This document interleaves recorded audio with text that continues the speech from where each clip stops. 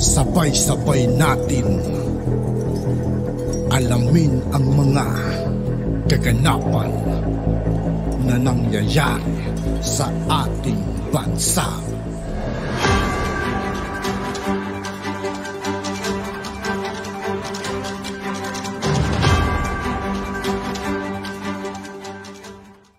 Yo, what's up mga kaibigan? This is I2K po again. Ngayon nandito naman ulit tayo sa channel ni Banat Kapanig TV. Dito naman ulit tayo magbibigay ng komento at reaksyon. Pero bago ang lahat ng yan mga kaibigan, sa lahat ng hindi pa nakasubscribe kay Banat Kapanig TV, mag-subscribe na po at huwag nyo rin pong kalimutan mag-subscribe dito sa aking channel. Simulan na natin mga kaibigan, let's go! Tapos tutuloy natin ito. Michael, alam mo, humingi ka ng paumanhin dun sa bureau. Pero yung ilang bilanggo ang magdudusa ngayon sa ginawa mo. Alam mo ba yun? Oo nga po eh. Mababawasan ng privilege dyan. Kasi ganyan dyan. Pag may gumawa ng kalokohan dyan, damay lahat dyan. Hindi nga po eh. Pambihira, dapat nag-isip ka din. General, ano po ang mangyayari ngayon dun sa mga bilanggo niyan? Ano pong mawawalang privilege sa kanila? I-reviewin po namin yung policies dito, pati kasi may version rin siya na nakikipag balak niya sumabay lang sa mga bisita. Lahat po ng policy i-review, pati pagkuha ng basura, kung anong oras at dapat siguro wala na mga pahinante katulad ng PDL na nakikitulong paglipat ng mga ano. And then of course tama po kayo na kailangan yung nangongolekta ng basura, yung tao lang nila. Wala pong lalapit na PDL kasi baka makahuga na naman kung baka maingganyo po yung mga tao dahil sa ginawa ni Michael, gagayahin, no? So, kung gaano kabilis siya nire-enact namin in gun in 12 seconds 12 seconds. Nakapasok agad siya doon sa ilalim ng truck. So, marami pong babaguhin pati yung mga gwardiya habang siguro nagkakalat na nagkokolekta ng basura, may bantay na rin po. So, yung sa bureau po kasi makaka-adjust naman po yan dahil siyempre may mga disciplinary action dyan. Na ano lang ako si bilanggo, ano hong privilege mawawala sa mga bilanggo niyan? Hindi naman wala pong mawawala. Tuloy po yung dalaw, pero ngayon hihigpitan ng konti. Dati po kasi may conjugal visit, may family visit. Medyo baka i-review na rin namin yun. Pero tuloy po, Senator Robin. Napapansin ko rito mga kaibigan, talagang didikin nila talaga si Michael Cataroha rito. Pero dapat alamin talaga nila kung sino talaga yung mga nagkaamali talaga dyan. Kasi obligasyon ng mga dyan, yung mga nagbabantay dyan, lalo na yung namumuno. Bilang dating bilanggo dito, nararamdaman nyo yung paghihirap na nangyayari ngayon. As soon as maayos namin, kasi ma-review namin kung ano ba talaga ang kwento ng nangyari dito, we will adjust and hopefully itutuloy ulit natin yung dalaw naman po tuloy. Kaya lang yung overnight po ang wala, medyo ngayong walang dalaw. General, yung kasi ang nakakapagpawala ng init ng ulo, alam nyo naman, yung change oil ang tawag natin. Mahalaga yun. Opo. Baka pumunta sa ulo yung oil. Opo, yung kasabihan nyo, yung init ng sa ano. Opo, parte ng rehabilitation din yun, sir. At saka importante po, nakita ko yung pag dinadalaw sila, yung mga anak nila, nakikita nila lumalaki na nakikita rin sila. Malaking bagay yun, sir. Malaking bagay po. Part po yun ng reformation na Senator, wag po kayo mag-alala. As soon as maayos na po namin itong problema na ito, we will inform you. 1 week siguro, bigyan nyo po kaming 1 week para maibalik natin yung normal na bisita dito, Senator. Salamat po. So General, tuwing magkakaroon ng hearing siya, yung pangalawang kaso, yung evasion of sentence, lalabas ulit ito. Pagpunta sa piskal, pagpunta sa Senado, tama ba yun? Hindi po ako abogado, can I ask my DDG for Administration, Attorney Al, to answer it? Because, Your Honor, Mr. Chair, siya rin po ang chief ng Board of Inquiry regarding that pagtakas ni...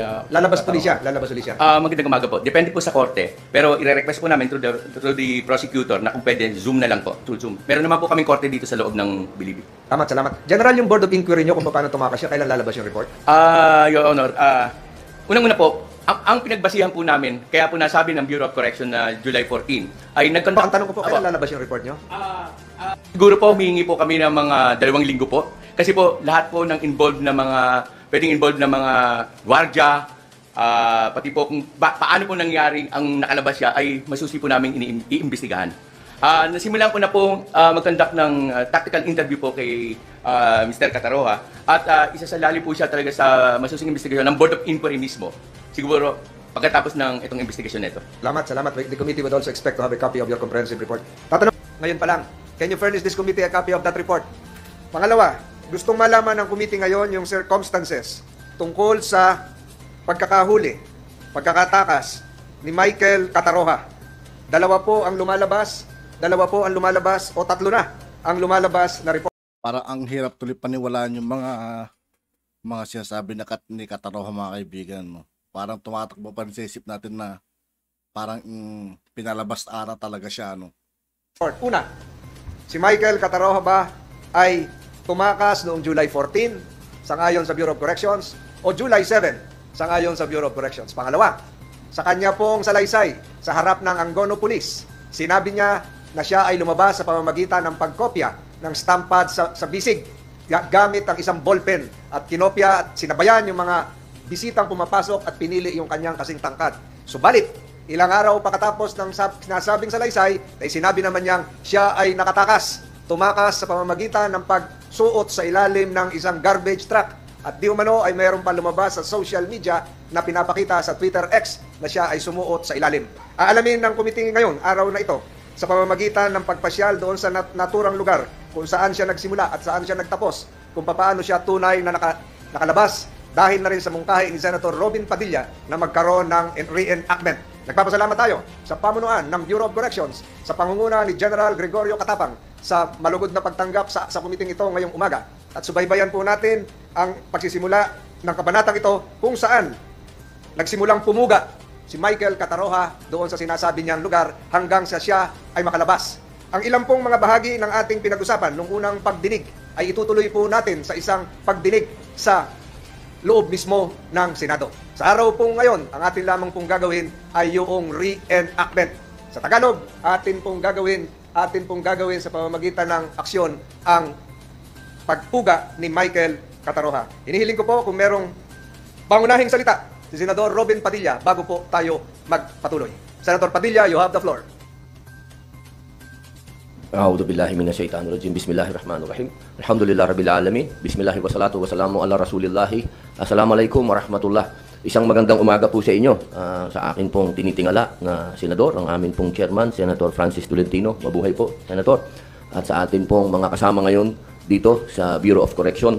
Ako naman po meron lang maikling panimulang salita. Patungkol lamang po ito. Una, gusto ko pong linawin muli na ako po ay galing dito sa Bureau of Correction.